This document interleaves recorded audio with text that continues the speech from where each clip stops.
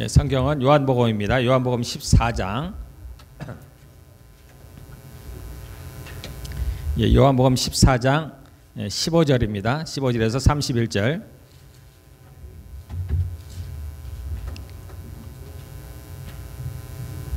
예, 요한복음 14장 25절에서 31절입니다. 제가 읽도록 하겠습니다.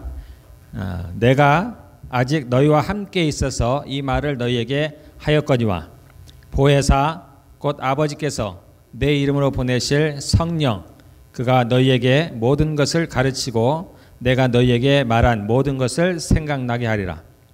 평안을 너희에게 끼치노니 곧 나의 평안을 너희에게 주노라. 내가 너희에게 주는 것은 세상이 주는 것과 같이 아니하니라. 너희는 마음에 근심하지도 말고 두려워하지도 말라. 내가 갔다가 너희에게로 온다 하는 말을 너희가 들었나니 나를 사랑하였더라면 내가 아버지께로 감을 기뻐하였으리라. 아버지는 나보다 크심이라. 이제 일어나기 전에 너희에게 말한 것은 일이 일어날 때에 너희로 믿게 하려 함이라. 이후에는 내가 너희와 말을 많이 하지 아니하리니 이 세상의 임금이 오겠음이라. 그러나 그는 내게 관계할 것이 없으니 오직 내가 아버지를 사랑하는 것과 아버지께서 명하신 대로 행하는 것을 세상이 알게 하려 함이로라. 일어나라 여기를 떠나자 하시니라. 아멘. 오늘은 이제 제목이 또 다른 보혜사입니다. 오늘은 이제 삼위일체 하나님, 그 중에서도 이제 성령님에 대한 이야기입니다. 성경에는 삼위일체라는 표현이 없어요. 삼위일체는 뭐냐면은 삼위, 이게 좀 어려운 말입니다. 그래서 제1위 또는 제2위, 그래서 제3위. 그런데 그것이 다 일체, 하나라는 뜻입니다. 그런 표현인데 성부 하나님, 그러니까 하나님이 세 위가 있다는 뜻입니다. 그러니까 성부 하나님, 그러니까 아버지 하나님, 그 다음에 성자 하나님, 그러니까 아들 하나님입니다. 그리고 그 다음에 이제 성령 하나님. 이게 세 분이 하나라는 거예요. 일체, 하나라는 얘기입니다. 이게 굉장히 어려워요.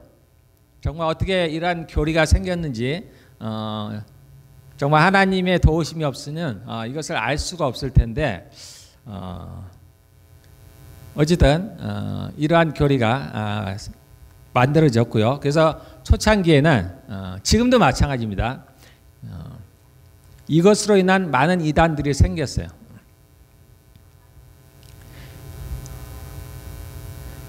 우리가 창세기에 보면 사람을 만드실 때 누구를 닮아 만드냐면 하나님의 형상과 하나님의 모양을 따라서 만들었다고 합니다. 그래서 여러 가지 있어요. 그래서 우리의 모습이 하나님을 닮았습니다. 그래서 우리가 보이는 외향들, 이러한 모습이 계시록에 보면은 이제 그 예수님에 대한 모습이 나오는데 그것이 우리와 거의 똑같아요. 물론 이제 조금은 다르죠. 그 눈이 불꽃 같고 다리가 빛난 녹 같고, 그러니까 우리보다는 조금 더 훨씬 더 좋죠. 그렇지만 겉으로 볼 때는 두 눈이 있고 두 개의 귀가 있고 이러한 코와 입이 있고 그러한 형상들, 팔이 있고 다리가 있고 이러한 모습들은 우리가 하나님을 닮았다는 겁니다. 동물도 비슷하게 나지만 다르죠. 특별히 사람들만이 하나님의 형상을 닮아서 만들었다고 얘기를 합니다. 그런데 하나님의 모양과 형상을 닮았다고 얘기했을 때는 그 외향적인 것만을 얘기하는 건 아닙니다. 눈에 보이지 않는 그러한 부분들도 우리가 많이 닮아 있는데 그 중에 하나가 뭐냐면 사람이 영과 혼과 육으로 되어 있다라는 겁니다. 하나님께서도 성부 하나님, 성자 하나님, 성자 하나님, 성령 하나님, 그래서 삼위가 계시듯이 세 분이 계시듯이 사람도 영과 혼과 육으로 세 부분으로 나눠져 있다고 합니다. 우리는 우리 자신이 그것을 나누기는 어렵죠. 특별히 육체와 영혼을 내게 할 때는 우리가 분명히 분리될 수가 있겠지만 영과 혼을 나누기는 상당히 어렵습니다.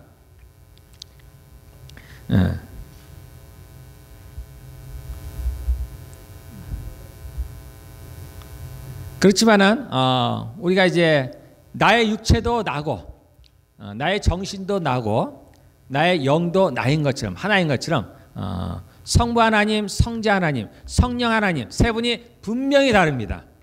분명히 다요. 분명히 다르지만 이분들은 또 하나입니다. 하나. 그래서 삼위일체라고 하는 거예요.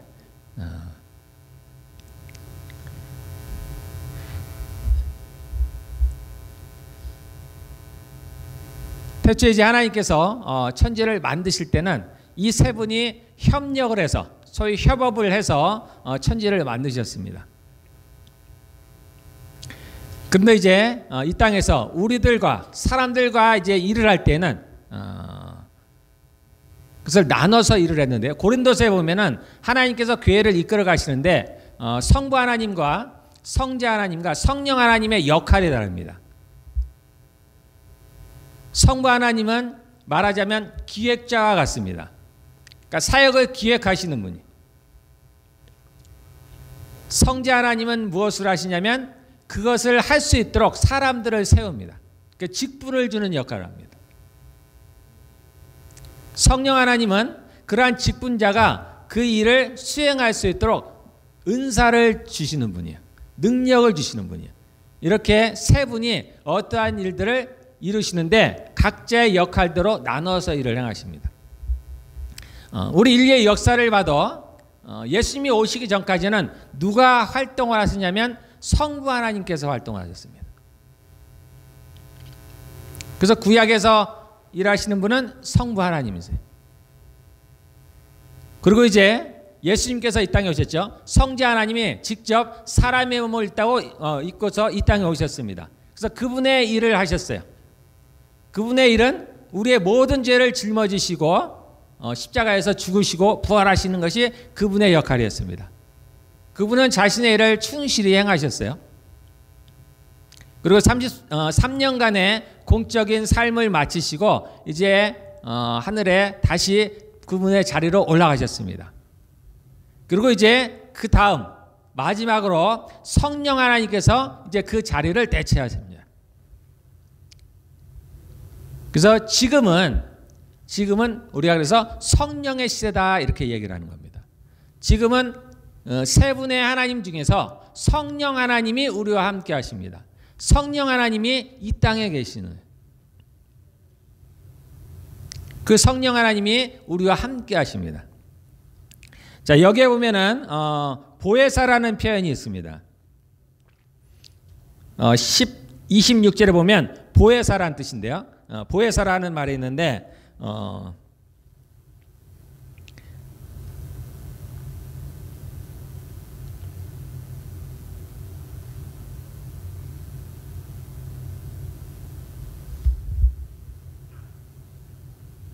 예, 16절에 보면 이제 16절에 처음 이제 그 얘기가 나오는데요.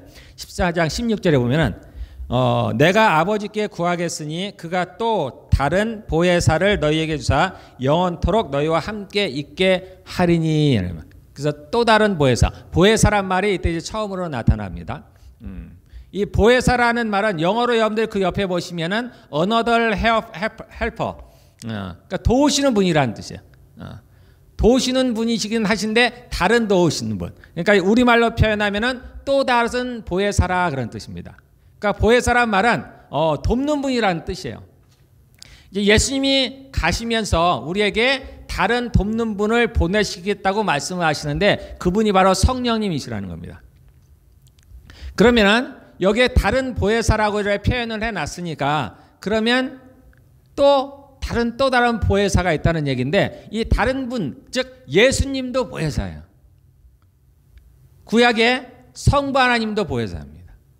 우리를 도우시는 분이라는 거예요. 그래서 구약에는 그 성부 하나님께서 이스라엘 백성들을 도우셨어요. 그들을 구름과 불기둥으로 인도하시고 그들에게 만나도 주시고 메추라기도 주시고 그들에게 물이 필요할 때는 반석으로 물을 내시고 그들을 인도하셔서 그 광야에 갈 길을 알지 못했을 때 그 성부 하나님께서 그들을 인도하셨습니다. 또 애굽에 여러 가지 재앙들을 행하심으로 말미암아 그들을 애굽에서 이끌어내셨어요. 그래서 성부 하나님께서 도우시는 분이 되셔서 이스라엘 백성들과 함께 하셨습니다. 그래서 이스라엘 백성들을 도왔습니다. 이제 예수님이 오셔서는 예수님이 그 제자들을 도왔어요. 그리고 그 사람들을 도왔습니다.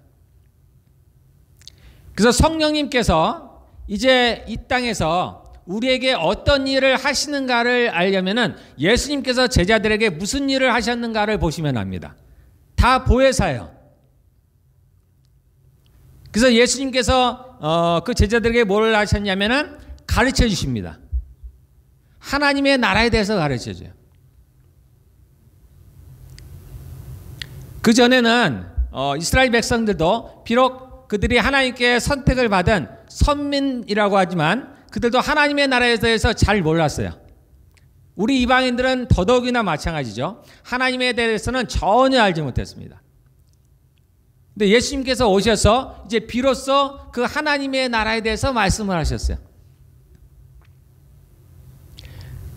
이 땅에 예수님이 오셔서 그 제자들에게 말씀하시는 것 중에서 이 하나님의 나라가 전부라 해도 과언이 아닙니다. 회개하라 천국이 가까웠느니라. 이 천국이 바로 하나님의 나라예요.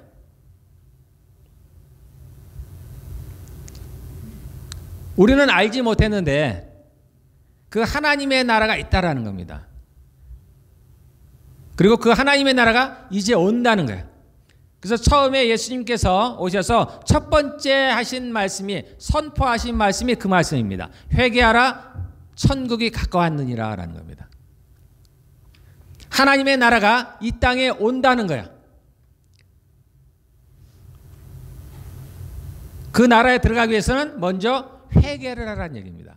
회개를 하면은 그 나라에 들어갈 수 있다라는 거예요. 그래서 예수님께서 제자들에게 하나님 나라에 대해서 가르치시고 그리고 어떻게 하면 하나님 나라에 들어올 수 있는 일을 가르쳐 주십니다. 즉 우리가 우리 죄를 회개하고 예수님을 믿으면 그 하나님 나라에 들어올 수 있다라는 겁니다. 그 나라에는 죄인들은 들어올 수 없다는 거예요. 그래서 우리가 우리의 죄를 용서받을 수 있는 길을 예수님께서 제자들에게 가르쳐 주십니다. 또한 예수님께서 오셔서 또 우리에게 뭘 가르쳐 주셨냐면 심판을 가르쳐 주셨어요. 이스라엘 백성들 중에서도 두 개의 파로 나눠져 있었어요. 하나의 파는 죽은 후에 다른 세계가 있다. 죽은 후에 다른 세계가 있다고 믿었습니다. 그 파를 바리새파라고 해요. 그러나 또 다른 사람들은 같은 이스라엘 사람들이지만 또 다른 부류들은 사두개파라고 하는 사람들은 부활을 믿지 않았어요. 죽으면 끝이라고 생각을 했습니다. 죽음 이후에는 아무것도 없다고 생각했어요. 이스라엘 백성들조차도 죽음 후에 무엇이 있는지를 분명치 않았어요. 우리 이방인들은 말할 것도 없죠. 우리가 나름대로 뭐 여러 가지 생각을 합니다만 그러나 그것이 진짜라고 믿는 사람들은 잘 없어요. 알 수가 없었습니다. 그런데 예수님께서 오셔서 이것을 분명하게 말씀하셨어요. 한번 죽는 것은 사람에게 정하신 것이고 그래서 모든 사람이 죽지만 그 후에는 심판이 있으리니 그래서 죽음 후에 심판이 있다는 것을 분명하게 말씀하셨습니다. 이처럼 예수님께서는 제자들에게 하나님 나라에 대해서 알려주시고 그리고 죽음에 있을 심판에 대해서 말씀을 하셨습니다. 그뿐만이 아니죠.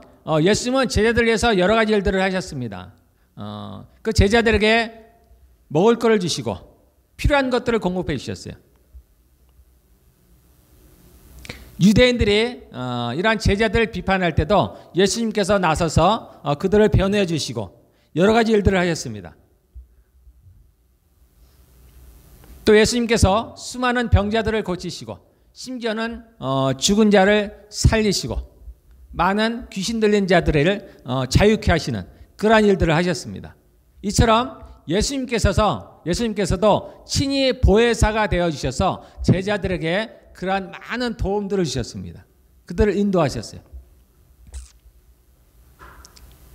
그리고 마침내 이제 예수님께서 자신의 임무를 온전히 수행하신 후에 지금 이게 떠나기 전날입니다. 예수님이 죽으시기 전날 이제 그 유월절 밤이에요. 이 밤에 이제 자신이 떠날 것을 아시고 그 제자들을 떠날 것을 아시고 마지막으로 이제 제자들에게 말씀하신 장면입니다. 그러면서 이제 말씀을 하시는 거예요. 내가 가면은 너희에게 다른 보혜사, 나와 같은 보혜사를 보내주겠다라고 이제 약속을 하시는 장면입니다. 자, 여기서 이제 제가 이제 헬라어를 잠깐 이제 얘기를 하면, 저는 헬라어 잘 모릅니다. 이 보혜사는 파라클레토스라고 합니다. 파라클레토스. 제가 약간 설명하기 위해서 이제 헬라어를 좀 인용을 하겠습니다. 자, 여기에 보면은 자, 또 다른 보혜사라는 표현인데 앞에 또 다른 보혜사, 다른 보혜사라는 뜻인데 여기에 쓴 이제 헬라어는 알로스라는 겁니다. 알로스.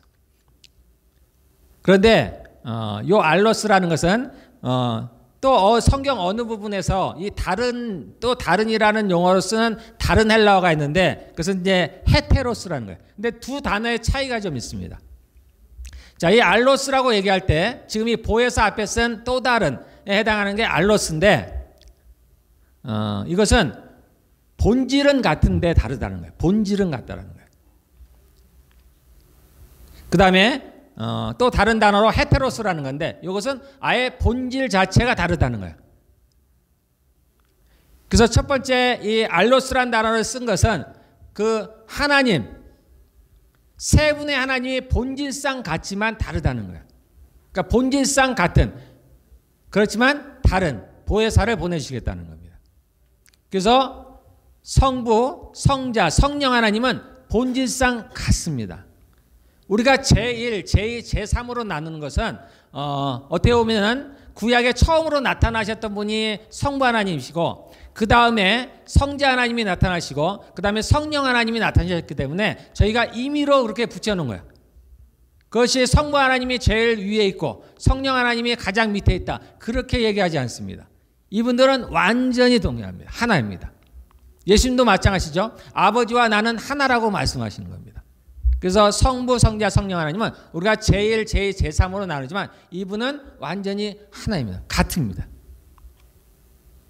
네. 그래서 이 또 다른이라 할 때는 본질상으로는 같지만 다른 그런 분을 보내주시겠다라는 겁니다.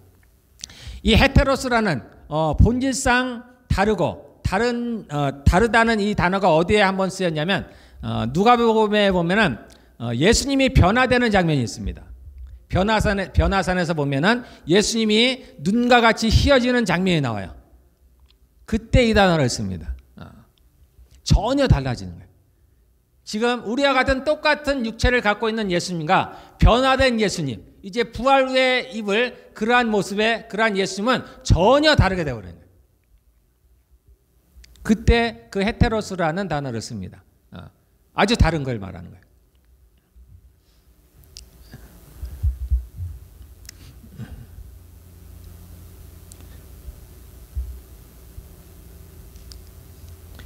요한일서 2장 1절에 보면은 제가 한번 읽어보겠습니다. 나의 자녀들아, 내가 이것을 너희에게 쓰면 너희로 죄를 범하지 않게 하려 함이라. 만일 누가 죄를 범하여도 아버지 앞에서 우리에게 대언자가 있으니 곧 의로우신 예수 그리스도시라. 이때 우리에게 대언자가 있으니 이때 대언자에 사용하는 단어가 똑같이 이제 파라클레토스라는 단어를 사용한 거야.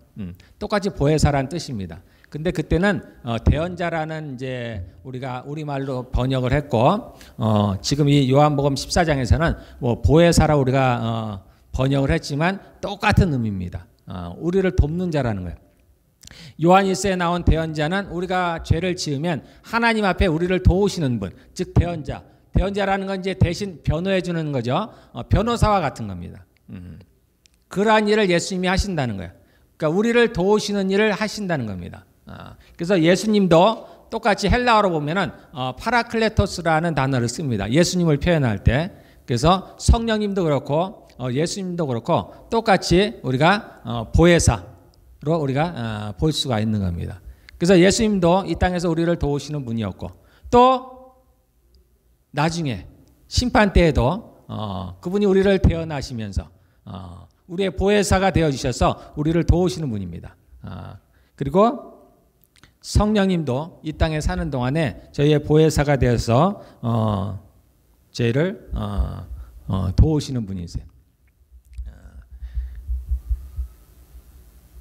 그래서 여러분들이 저도 그랬지만은 여러분들이 우리는 성령님과 가까워지실 필요가 있습니다.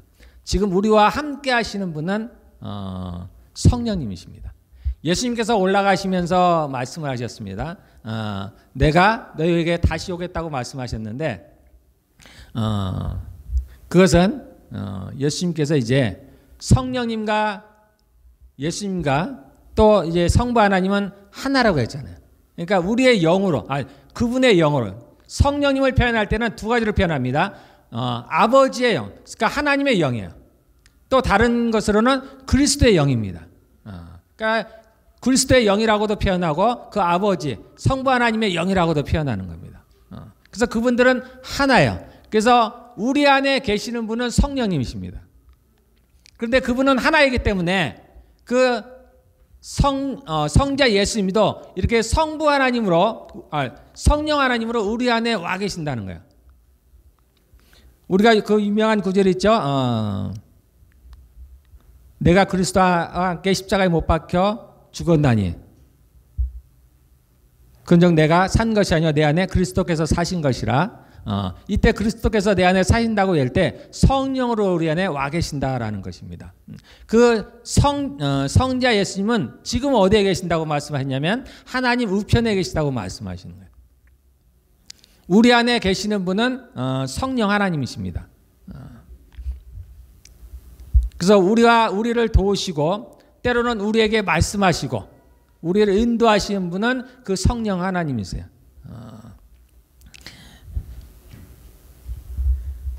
그래서 과거에는 이 성령 하나님에 대한 그러한 인식이 온전하지 않았습니다. 특별히 사도행전에 보면은 처음으로 이제 성령이 임하시는 장면이 나오죠. 그때 보면은 불의 혀같이 임했다 그랬습니다. 그의 성령이 임하시니까 사람들이 이제 방언을 하기 시작했습니다. 그리고 정말 성경을 몰랐던 베드로가 성경에 능통한 사람이 되었어요. 그리고 그러한 베드로, 아무런 능력이 없던 베드로를 비롯한 많은 이제 사도들이 큰 능력을 행하기 시작했습니다. 그래서 그들이 병든 자에게 손을 얹은 적 낫기 시작했습니다. 정말 안진뱅이를 일으키기도 하고 그러한 예수님의 그러한 제자들뿐만 아니라 그 대표적인 예로 바울도 마찬가지죠. 바울의 손수건만 대도 병이 나왔습니다. 베드로의 그림자만 덮여도 병이 낫는 역사들이 있어요. 수많은 기적들이 일어났습니다. 때로는 정말 말과 같이 빠르게 달리기도 하고 이쪽에서 저쪽으로 전혀 다른 공간으로 이동하기도 하고 성령이 오시니까 제자들이 바뀌었습니다. 그래서 예수님께서 뭐라고 말씀하시냐면 내가 떠나가는 것이 너희에게 좋다고 말씀하십니다. 왜냐하면 그래야 성령이 오시니까. 예수님은 하나님이십니다. 그 모든 능력을 당연히 예수님도 갖고 계셔요. 예수님께서 말씀하시기를 천지를 창조할 때 누가 창조하셨어요? 예수님이 그 일을 하셨습니다. 그런데 그분은 이 땅에 오실 때 어떻게 오셨어요? 우리와 같은 육신을 갖고 오셨어요. 그래서 그분의 능력에는 한계가 있습니다. 그분이 수많은 병자를 고치고 바람을 잠잠케 하고 그러한 능력을 행하셨지만 그분은 우리의 육체를 갖고 있었기 때문에 모든 곳에 갈 수가 없어요. 모든 사람 안에 들어갈 수가 없었습니다. 육체적인 한계로 인해서 그분의 능력에는 한계가 있었어요. 그래서 이제 예수님께서 말씀하시기를 내가 떠나가는 것이 너에게 유익하다 이렇게 얘기하는 겁니다. 이제 예수님이 가시면은 예수님께서 성령님을 우리에게 보내시는데 그 성령님은 이제 예수님이 할 수 없었던 것까지 하시는 거예요. 그 성령님은 모든 사람 가운데 올 수가 있습니다. 모든 사람 안에 거하실 수가 있어요. 이제 하나님 나라가 임하면은, 예수님이 다시 오시면은 하나님의 나라가, 이제 온전한 하나님의 나라가 이 땅에 오게 됩니다. 그러면은 예수님은 그 나라의 왕으로서 계십니다. 그분이 십자가에 죽으심으로 그러한 임무를 하심으로 말미암아서 성부 하나님께서 그 예수님을 지극히 높였다고 했습니다.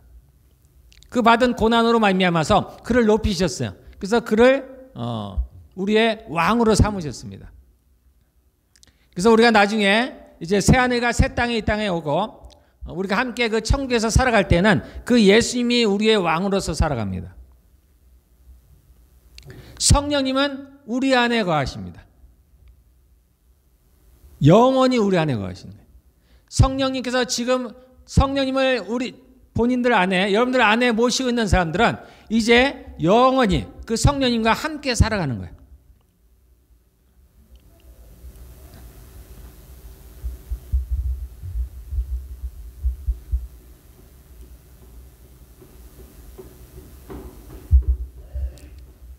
그리고 예수님께서 뭐라고 말씀하시냐면, 이제 성령이 우리에게 오심으로 말미암아서 그 제자들이 변화된 것처럼 우리도 그와 같은 일을 할 수 있다고 얘기하는 거예요. 내가 하는 것을 너희가 보느냐? 너희도 이것을 할 것이요 이보다 더 큰 일도 하리라 라고 말씀하십니다. 이것은 성령님 때문인 거예요. 성령님이 우리 안에 거하심으로 말미암아서 이제 우리에게 그러한 능력이 나타난다는 겁니다. 그래서 과거에 초대교회 때 제자들에게만, 예수님의 제자들에게만 그러한 능력이 나타나는 게 아니에요. 예수님을 믿는 모든 이들에게는 그러한 능력이 나타나는 겁니다. 그래서 믿는 자들에게는 이런 표적이 따르느니 하면서 우리가 병든 자에게 손을 얹은 적 낫는다고 얘기합니다. 우리가 귀신을 내어 쫓을 수가 있다고 얘기해요. 방언을 말하기도 하고. 그러한 이적과 기사를 우리가 행할 수 있다는 겁니다. 그것은 우리 안에 성령님이 거하시기 때문이에요. 그래서 성령님께서는 이러한 능력을 행하시기 때문에 과거에는 이러한 성령님의 인격에 대한 부분들을 잘 얘기를 안 했습니다. 그러니까 마치 성령님께서는 마치 어떤 능력인 것이냐, 그렇게 많이 생각들을 했어요. 그렇지만 성령 하나님은 엄연한 인격체신 거예요. 성부 하나님과 성자 하나님과 마찬가지로 이 성령 하나님도 완전한 인격체입니다. 그분도 자신의 성품이 있습니다. 세 분의 성품이 다릅니다. 구약에 보면 하나님께서 자신을 설명할 때 자비롭고 은혜롭고 노하기를 더디하며 인자와 진실이 많은 여호와라 이렇게 표현을 하십니다. 예수님께서 오셔서 자신을 표현할 때 뭐라고 표현하십니까? 나는 마음이 온유하고 겸손하다 이렇게 표현하십니다. 성령님께서는 자신에 대해서 이렇게 말씀하신 적은 없어요. 친히. 그런데 우리가 성경을 통해서 우리가 성령님에 대해서 알면은 굉장히 뭐라고 해야 되나? 우리가 성경에 보면은 용서받지 못할 죄가 하나 있어요. 그게 뭐냐면 성령을 모욕하는 죄입니다. 그것은 용서받지 못한다고 했어요. 너희가 나를 거역하면, 예수님이 말씀하시는 거예요. 너희가 나를 거역하면, 우리가 예수님을 거역해도 용서받을 수 있습니다. 그러나 성령을 모욕하면 용서받지 못한다는 거예요. 그러니까 그분은 그러신가 봐요. 우리가 생각할 때는 성령님께서 그냥 임의로 우리에게 찾아오셔서 임의로 자신의 능력을 나타내시면 좋을 것 같은데 그렇게 안 하시는 것 같습니다. 그래서 성령님은 초청을 해야 돼요. 우리가 그분을 원해야 됩니다. 무언가 강제로 그냥 해주셨으면 좋을 것 같은데 그래서 잘 안 하시는 것 같아요. 그분도 자신의 성품이 있습니다. 이제 조금씩 성령에 대해서, 이러한 성령님에 대해서, 어쨌든 이러한 성령의 능력이나 그러한 것이 이렇게 우리에게 가깝게 나타난 것은 오래되지 않았어요. 우리가 지금은 대부분의 사람들이 방언을 말합니다만 이 방언이 이렇게 우리에게 아주 친근하게 된 것이 오래되지 않았습니다. 그 옛날에도 어쩌면은 방언을 했는지는 모르겠어요. 아마 하는 사람들이 있었겠죠. 그런데 이렇게 드러내놓고 많은 사람들이 이렇게 방언을 얘기한 것은 오래되지 않았습니다. 대략 한 120년 정도 됐어요. 오래되지 않았어요. 우리가 아는 대로 우리의 이러한 복음이 이렇게 수많은 나라에 수많은 사람들에게 이렇게 퍼지게 된 것도 오래되지 않았습니다. 거의 한 100여 년뿐이 안 됐어요. 이 100여 년이라는 시간 동안에 많은 나라에 또 수많은 사람들에게 복음이 전파됐고 그러한 성령의 능력과 성령의 역사들이 많이 나타났습니다. 그러다 보니까 성령에 대한 지식들이 많지가 않았어요. 초창기에는. 그러다가 이제 차츰차츰 시간이 흐르면서 이제 이러한 성령 하나님을 인격체로 받아들이기를 시작했습니다. 그래서 전에는 대부분이 능력만을 구했습니다. 능력을 구했어요. 지금도 우리가 능력을 구합니다만은 그러나 우리가 그 전에 반드시 구해야 될 게 성령 하나님을 구해야 돼요. 그분을 구해야 되는 거예요. 우리가 자칫 잘못하면은 그분을 옆으로 제껴놓을 수가 있습니다. 그리고 그분의 그 능력만을 우리가 얻어서 사용하는 그런 우를 범할 수가 있습니다. 그분과 능력을 따로 나누어서 우리가 얘기할 수가 없어요. 그것은 올바르지 않습니다. 그분이 능력이십니다. 그분이 임하실 때 능력이 나타나는 거예요. 그분으로부터 능력이 나타나는 겁니다. 은사들도 마찬가지예요. 성령님과 은사를 별개로 나눌 수가 없습니다. 이 은사는 그래서 성령의 은사라고 얘기하는 거예요. 성령께서 우리에게 주시는 거예요. 그분이 우리에게 임하실 때 그러한 은사가 나타나는 겁니다. 그분이 우리 예배 가운데 임하실 때 그분의 능력이 나타나는 거예요.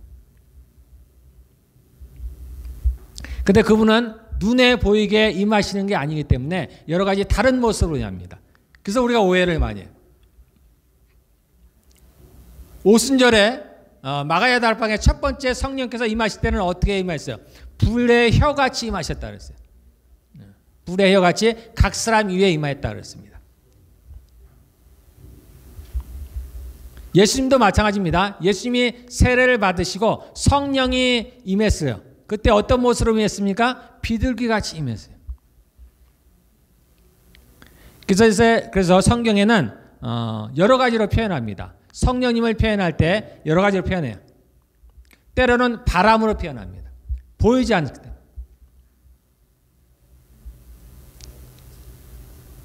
그래서 니고데모라는 사람이 예수님께 와가지고 거듭남에 대해서 얘기를 했습니다. 어떻게 사람이 거듭날 수 있겠느냐? 그 전에 예수님이 말씀하셨어요. 성령으로 거듭나지 않고는 하나님의 나라를 볼 수 없다 그랬습니다. 거듭난다는 얘기는 다시 태어난다는 얘기예요. 그러니까 사람인 니고데모는 그 말을 이해할 수가 없었어요. 어떻게 사람이 두 번 태어날 수 있을까? 그래서 다 큰 사람이 다시 엄마 뱃속에 들어가서 태어납니까? 아주 어린아이 같은 그러한 질문을 했습니다. 그때 예수님이 말씀하십니다. 그때 바람을 비유로 말씀하셔요. 우리가 바람은 볼 수 없지만은 우리가 여러 가지 다른 모습으로 다른 현상들을 통해서 바람을 우리가 알 수가 있습니다. 성령의 임함도 이와 같다라는 거예요. 우리 눈으로 보이는 건 아닙니다. 그러나 그분은 분명히 존재하는 거예요. 때로 성령님은 이게 불로서 나타납니다. 불 가운데 나타나요. 오순절 마가야 다라바양에도 불의 혀같이 나타났다 그랬습니다. 그래서 성경에도 너희가 불과 성령으로 나지 아니하면 하나님의 나라를 볼 수 없다 이렇게 얘기를 합니다. 그래서 성령님은 눈에 보이는 모습으로 나타나시지 않기 때문에 여러 가지 현상들로 나타납니다. 그래서 때로는 바람으로, 불로, 때로는 물로 그렇게 표현이 됩니다.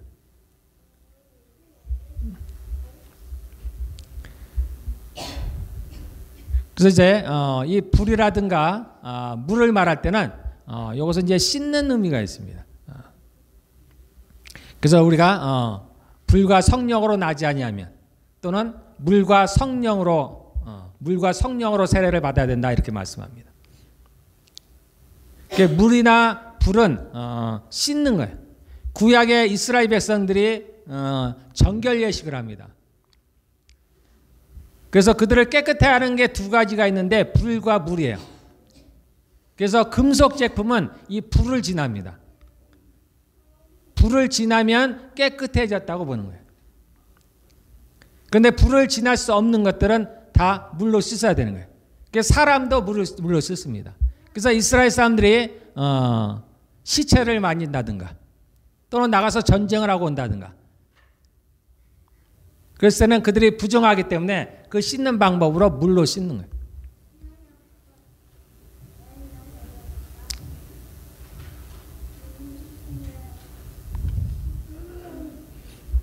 그래서 성령님을 이러한 여러 가지로 표현을 합니다. 그러나 그분은 분명한 인격체입니다.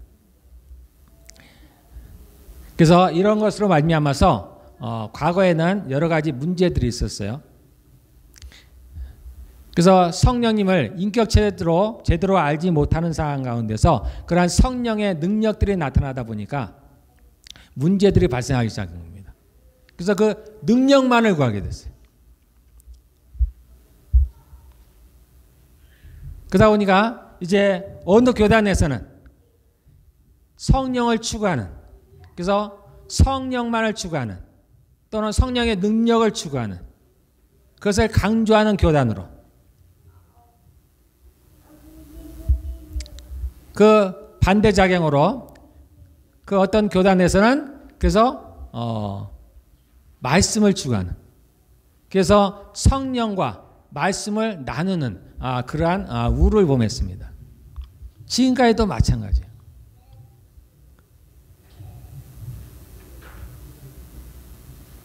그런데 우리가 아는 대로 이 성령님과 말씀 되시는 예수님은 하나입니다. 하나. 나눌 수가 없어요. 내가 잃은 말이 영이요 생명이라 예수님이 말씀하시죠. 이분들은 나누어진 적이 없어요. 이분은 하나입니다. 하나. 세 분이 다르지만은 하나입니다. 일체예요. 그러나 우리 과거에 우리의 어리석음으로 말미암아서 이렇게 말씀과 소위 능력과 성령을 나누는 우를 범했습니다.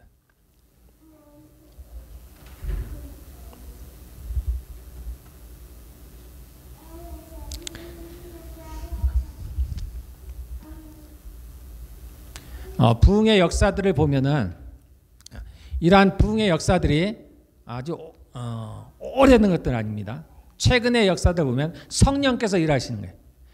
지금도 세계 여러 곳에서는 이러한 부흥의 역사들이 일어나고 있습니다. 성령의 역사들이 일어나고 있어요. 우리가 아는 대로 미국에 최근에 이제 아즈버리라는 대학교에서 그러한 일들이 일어났다고 합니다.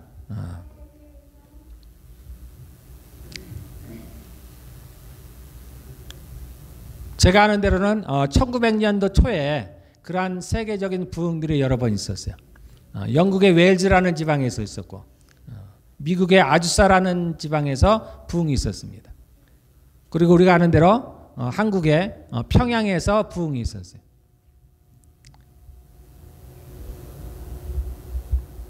특별히 이제 그 미국에서 일어났던 그 아주사 지방에서의 부흥의 영향으로 말미암아서 방언들이 사방에 퍼졌습니다. 그때 특징이 방언이었어요. 그리고 그때 특징이 지금도 그렇지만 부흥이 일어났다고 하면 많은 예수님을 믿는 사람들이, 하나님을 사모하는 사람들이 그거에 대한 관심을 가져요. 그래서 그것을 방문하고 싶어 합니다. 그래서 그때에도 세계에 있는 많은 선교사들이 그 미국의 아주사 지방을 방문하게 되었어요. 그리고 그들이 그곳에 방문하면서 그곳에서 방언을 받게 되었습니다. 방언을 하게 됐어요. 그래서 이 방언이 전 세계적으로 퍼지기 생겼습니다. 그때 생겨난 교단이 이제 펜타코스탈 교단이에요. 그래서 한국은 이제 장로교회가 대체지만, 대부분 장로교회지만, 이 북미 쪽, 미국과 이 캐나다, 저희 캐나다도 마찬가지입니다. 여기에서는 주로 펜타코스탈이에요. 왜냐하면 그 영향 때문입니다.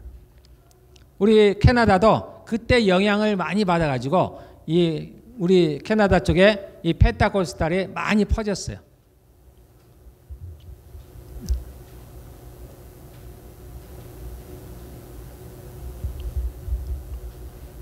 제가 알기로는 남미 쪽에도 많은 부흥이 일어나고 있고, 그리고 최근에 이제 인도 쪽에서도 많이 부흥이 일어나고 있다고 합니다.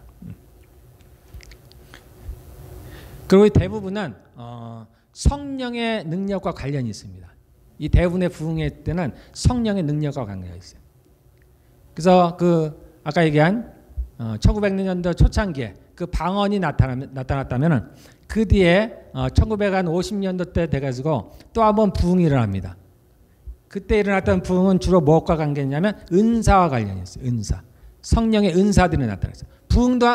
방언도 하나의 은사이지만은 다른 은사들이 나타나기 시작했는데 주로 뭐냐면 병 고치는 은사들이 많이 나타났어요. 병을 고치고 능력이 나타나는 그러한 은사들이 많이 나타났습니다.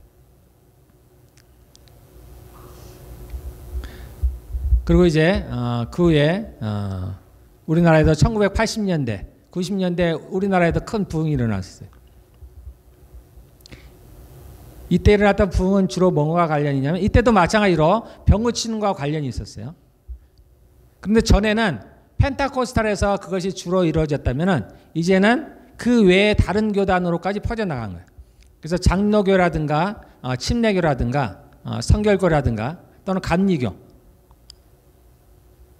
성령을 추구하지 않았던, 어떻게 보면 성령에 대해서 잘 알지 못했던 그러한 교단들에게 이러한 그 부흥들이 퍼져나갔습니다. 저도 장로교회 출신이었습니다. 한국에서는. 그래서 장로교회 목사님들에게도 그러한 은사들이 나타났어요. 저희 교회에서도 그런 일들이 많이 일어났습니다. 그래서 당시의 부흥에는 대부분 그런 거였어요. 저는 이제 90년대에 이제 교회를 처음 나왔습니다만, 그때 제가 부흥회를 다니면 늘 그러한 거였어요. 병을 고치는 거였습니다. 기적을 행하는 거였어요. 그래서 저는 그때 그러한 체험들을 제가 직접 체험한 건 아니고 저는 많이 봤습니다. 그래서 암을 고친다든가, 부러진 뼈가 붙는다든가, 뭐 파킨슨병, 그런 희한한 병들을 고쳐지는 것들을 많이 봤습니다. 그뿐만 아니라 여러 가지 능력들이 나타나는 걸 봤습니다. 뭐 키가 자라든가, 여자분들 코가 뾰족해진다든가, 그러한 것들을 많이 봤습니다. 오는 비를 멈춘다든가, 다시 비가 오게 한다든가, 뭐 그러한 이적들을 많이 봤어요. 그 당시에는 그랬습니다. 그러니까 성령의 역사에 대한, 성령의 능력에 대한 그러한 부흥회들이었어요. 그리고 한편으로는 그와는 좀 대조적으로 이제 그 말씀 사역에 대한 일들이 많이 나왔어요. 그러니까 두 개가 따로 갔습니다. 따로. 그래서 어느 교회에서는 이 성령 사역을 주로 하는 교회, 어느 교회에서는 말씀 사역을 주로 하는 교회, 나눠져 있었어요.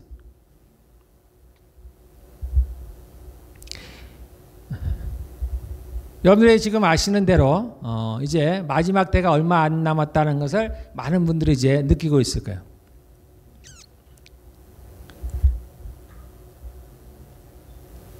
그래서 그러한 여러분들이, 여러 사람들이 마지막 때 부흥에 대해서 예언을 합니다. 그럼 마지막에는 어떤 부흥이 올까라는. 그 부흥의 형태는 어떠할까라는 거예요.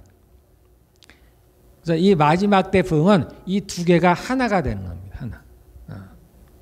그래서 말씀만으로도 아니고 성령만으로도 아닙니다. 이 두 개가 하나가 되는 거예요. 그래서 말씀과 성령의 역사, 성령의 능력들이 함께 나타나는 그러한 부흥이 온다는 겁니다. 이것이 당연하잖아요. 그분들은 하나니까.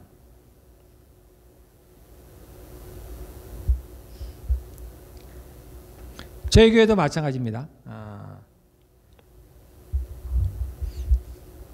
그래서 저희 교회도 이러한 두 가지를 함께 추구하면서 가는 거예요. 하나님의 말씀뿐만이 아니라 성령도 함께 가는 거예요. 그래서 우리가 성령을 구합니다. 우리가 하나님의 말씀을 매일 묵상하듯이, 그래서 하나님의 말씀을 가까이 하듯이 우리가 성령님을 가까이 해야 됩니다. 그분을 초대하고, 우리가 얼뜻 생각하면은 성령님이 한 번 초대하면 됐지, 우리가 생각할 때는. 근데 성령님에 대한 여러 가지 성경의 표현들을 보면 우리가 이해할 수 없는 부분들이 있습니다. 우리가 성령에 충만한 것도 마찬가지예요. 성령님이 내 안에 계시면은 그걸로 전부가 아닌가?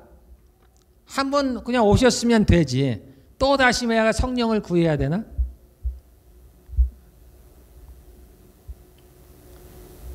그런데 성경은 우리에게 성령을 구하라고 얘기하는 거예요. 성령의 충만을 구하라고 얘기하는 겁니다.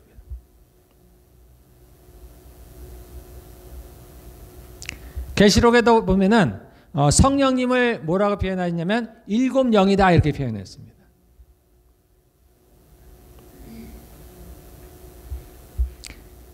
복음서에도 이런 표현이 있습니다. 하나님의 보내신 자가 하나님의 말씀을 하는 것은 하나님께서 그에게 성령을 한량없이 부어주심이라 라는 표현이 있습니다. 마치 물을 붓듯이 그런 표현입니다. 성령을 한량없이 부어주셨다는 거예요. 그러니까 예수님께서 하나님의 말씀을 늘 하실 수 있었던 것은 아버지 하나님께서 그 예수님에게 성령을 한량없이 부어주셨다는 거예요. 예수님께서 많은 병자들을 고치실 때 성경에 이런 표현이 있습니다. 그 병 고치는 능력이 그 예수님과 함께 있더라라는 거예요.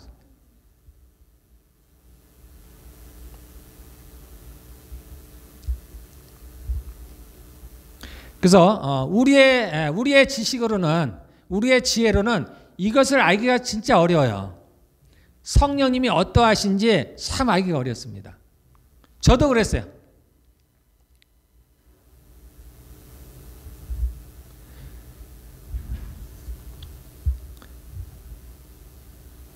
성경에 이런 표현이 있습니다. 성령을 소멸하지 말라라는 표현이 있습니다. 자, 성령을 소멸하지 말라는 표현은 우리가 이제 그렇게 번역을 해놨습니다만, 이걸 다르게 표현하면 꺼뜨리지 말라는 거예요. 불을 꺼뜨리지 말라는 겁니다. 그래서 우리가 생각하는 대로 성령을 소멸하지 말라는 것이 우리 안에서 성령을 떠나게 하지 말라, 완전히 그러한 의미가 아니에요.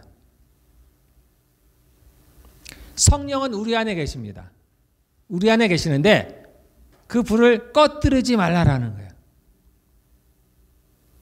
계속해서 성령의 불이 우리 안에서 타오르도록 하라라는 것입니다.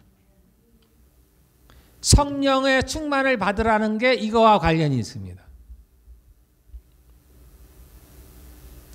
그래서 우리 안에 성령이 계시지만은 우리가 하나님을 추구하지 않을 때는, 우리가 세상을 사랑할 때는 성령께서 타오르지 않는다는 거예요. 마치 꺼지는 것과 같다라는 겁니다.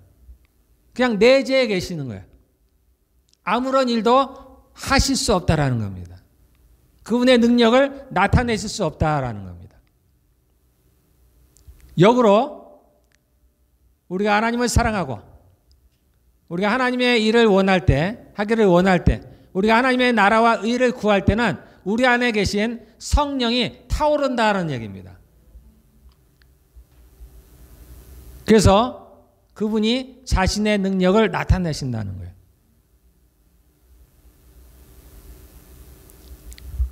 우리가 하나님의 영광을 보기를 원합니다. 하나님의 영광이 우리 예배 가운데 또는 우리의 삶 가운데 나타나기를 원합니다. 또는 우리의 삶을 통해서 우리가 하나님께 영광을 돌리기를 원하는 거예요. 그러다 이것은 좀 추상적인 이야기예요. 저에게도 그랬어요. 내가 하나님께 영광을 돌리려고 진짜 마음을 먹는데 어떻게 하는지 모르겠는 거예요. 내가 어떻게 하는 게 하나님께 영광을 돌리는 것일까? 내가 찬양을 손을 들고 하면 하나님께 영광을 돌릴까? 또는 내가 예배를 참석하는 것으로 하나님께 영광을 돌릴까? 또는 하나님께서 어떻게 하는 것이 하나님의 능력이 또는 하나님의 영광이 나타나는 것일까라는 게 저는 궁금했습니다. 네, 하나님께서 자신의 영광을 나타내신다는 것은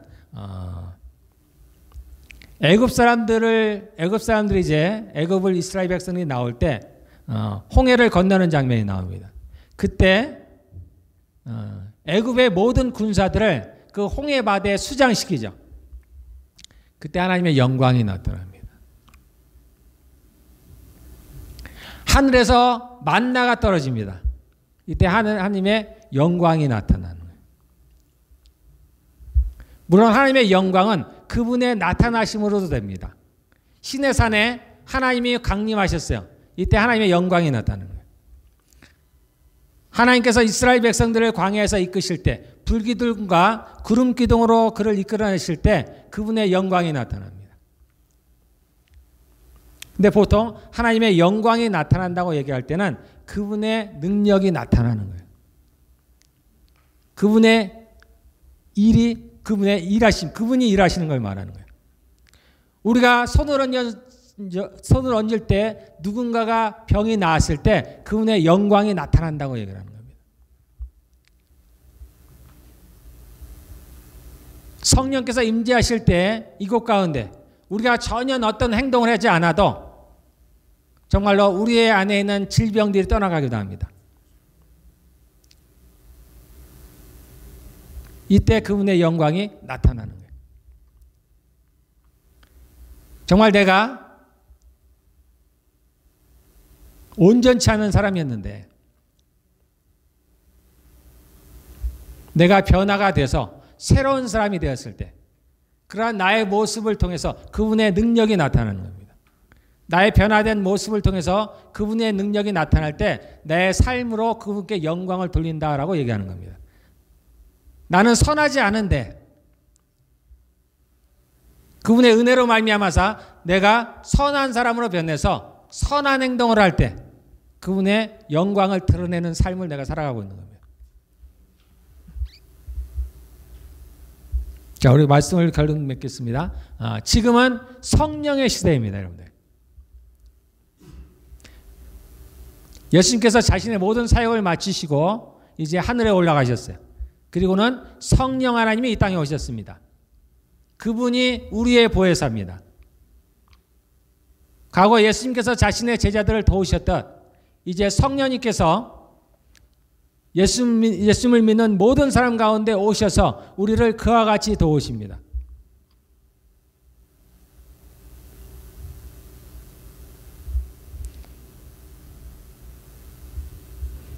그분의 영으로 내가 충만해질 때 그분의 능력이 나타납니다. 우리는 다 그러한 삶을 살기를 원합니다. 능력 있는 삶을 살기를 원해요. 그 방법은 다른 게 없습니다. 성령이 나에게 충만히 임하는 것밖에 없어요.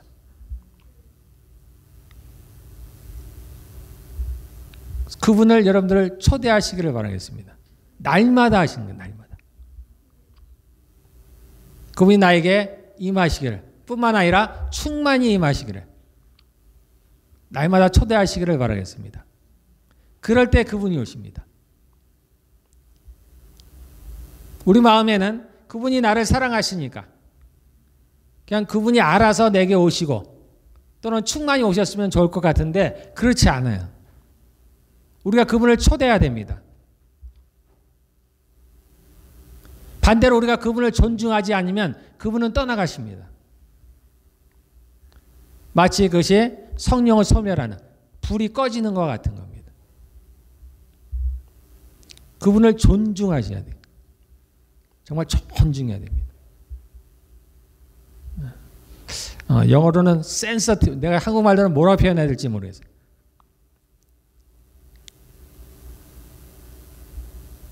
그분은 그러신 것 같아요.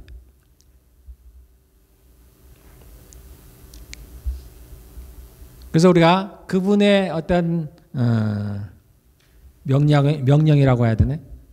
그랬을 때 우리가 그분에게 한번 순종하면서 순종하며 나아갈 때 그분과 아주 가까워집니다. 여러분들이 그분에 대해서 민감해지시기를 바라겠습니다. 그분과 좀 가까워졌으면 좋겠어요. 여러분들이 새롭게 그분을 찾으시기를 바라겠습니다.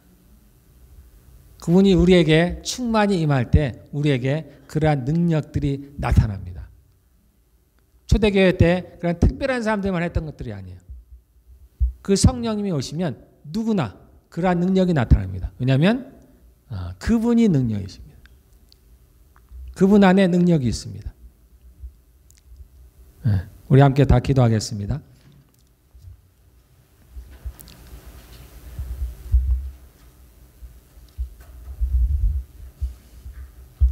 자, 제가 기도하겠습니다. 거룩하신 아버지 하나님 감사합니다.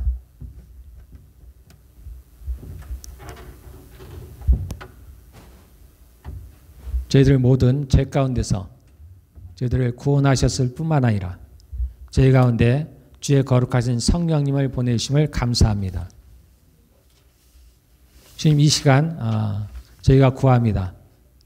거룩하신 성령님 저희 가운데 오시기를 원합니다. 저희가 성령님을 초청합니다. 여기 모인 모든 사람, 한 사람 한 사람 가운데 주의 성령님 임하여 주시기를 원합니다.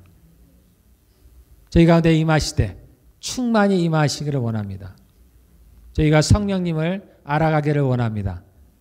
성령님과 가까워지기를 원합니다. 우리 안에 계신 성령님께서 영원히 우리와 함께 사신다고 하셨습니다. 저희들을 주의 성전을 삼으시고 영원히 거하시겠다고 말씀하셨습니다. 하나님, 그 성령님과 저희가 가까워지기를 원합니다. 하나님, 그리하여서 저희가 그러한 능력의 삶을 살아가기를 원합니다. 이 땅에 살아가는 동안에 저희가 늘 승리하며 살아가기를 원합니다. 주님, 저희들에게 성령님이 필요합니다. 주님, 그 제자들에게 주의 성령님을 보내신 것처럼 이제 저희 가운데 주의 성령님을 보내시기를 원합니다. 저희 가운데 오시옵소서, 거하시옵소서, 저희들을 거쳐 삼으시고 저희 가운데 사시기를 원하나이다. 성령님, 저희들에게 말씀하시옵소서. 저희들이 듣기를 원하며 또한 그에 순종하기를 원합니다. 저희들을 주의 도구로 삼으셔서 하나님께서 이루시고자 하시는 일들을 저희를 통해서 이루시기를 원합니다. 오직 예수 그리스도를 증거하시니가 성령이시라 했습니다. 성령께서 저희들 사용하셔서 그 예수님을 온전히 증거하시기를 원합니다. 저희들을 통하여서 성령의 능력과 또한 주의 영광이 나타나기를 원합니다. 이제는 우리 주 예수 그리스도의 은혜와 하나님의 사랑과 성령의 교통하심이 이곳에서 예배하는 모든 이들 가운데 함께 있을지어다.